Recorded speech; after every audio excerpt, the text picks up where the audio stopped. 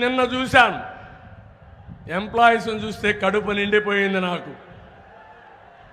నిన్న పోస్టల్ బ్యాలెట్లు వచ్చాయి, ఈరోజు కూడా పోస్టల్ బ్యాలెట్లు వచ్చాయి.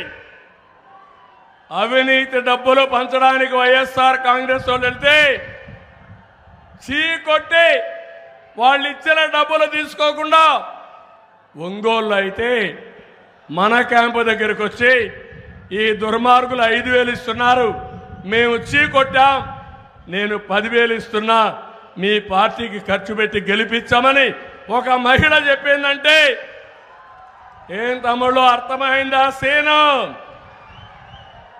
ఉద్యోగస్తులందరూ మనకే ఓట్లేశారు, వేస్తున్నారు. గెలుపు మనదే. ఎన్ని వందల కోట్ల రూపాయలు ఖర్చు పెట్టినా